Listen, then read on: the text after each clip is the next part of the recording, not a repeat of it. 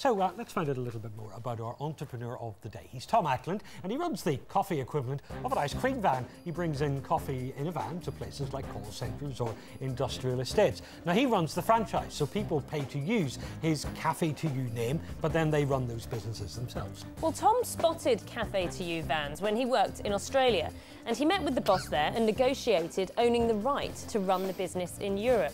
Just 3 years on, and the company is delivering 2.5 million coffees a year to more than 1,000 offices. Tom says that turnover this year will break £1 million. Well, Tom's own coffee of choice, it's a flat white or a cappuccino. Tom, we have none of those things to offer you, but come over and join us anyway. It is such an unusual idea. Did it ever occur to you, this just won't work?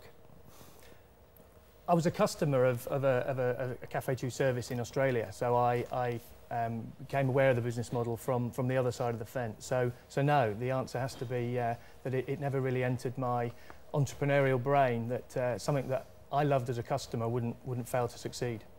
So you brought it over to Europe. What was the difference, or what were the challenges that you thought the business might face compared to being run in Australia? Well, 4 years ago, when I decided to do that, the coffee culture in this country was the first hurdle to overcome. It was still very embryonic. It was the British were still preferring a cup of tea or instant coffee in many cases. The weather was the second one that we knew we had to overcome. We had to be able to be convinced that the hardy British would come out and buy coffees from their workplace outside, whatever the weather. We piloted the concept here for 12 months to prove both of those theories or disprove both of those theories. The weather is something that doesn't come into factor, doesn't affect the way that we trade. Oh, I don't know, if it was rain or snow like it's been over the last couple of days, that might put a few people off from stepping outside. Well, no, in fact, in some parts of the country, like Gloucestershire, we've been serving some of the guys stuck in the cars on the motorways and on the side roads. So there's always a room for a warm drink. If I wanted to run a Cafe2U van, how would I go about it? Do I come directly to you and say, right, tell me how it's done? One of the benefits of a franchise is exactly that. We are the franchisor. There's a team of people who we've built over 130 Cafe2U franchises now. And so we understand what your motivations need to be. We will help assess the skills that you have, your previous background. We'll help you look at the local area where you live and understand where best to trade. We'll then train you at our Cafe2 Academy in Leeds, where you'll be equipped with all the skills that are necessary to start in business, technically and in terms of business planning. What kind of people are you seeing now who want to be a franchisee? Well, one of the byproducts of the last 6 months' uncertainty in the general employment market is we're seeing a lot of people who are facing redundancy or having already seen redundancy come their way.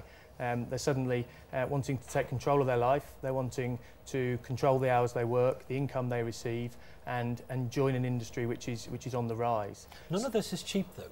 If you are setting up as a franchise operator, as a franchisee, they pay you money to use the name, they pay you money for training and all the other services that you've just described, and then they also have to pay their own running costs. This is tens of thousands of pounds in upfront costs. It is. Well, the initial cost is £15,000, so the entry level is £15,000, Declan, you're right.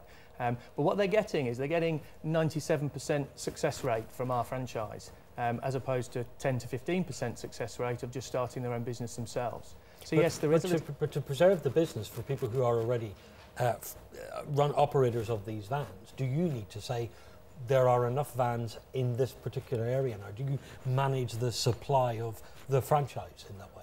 We do, and one of the things that they're actually purchasing is an exclusive territory. So every one of our operators has an area of the country which is exclusively theirs to operate in.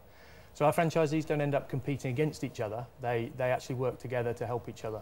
Interesting to find out how it works. Thanks very much, Tom.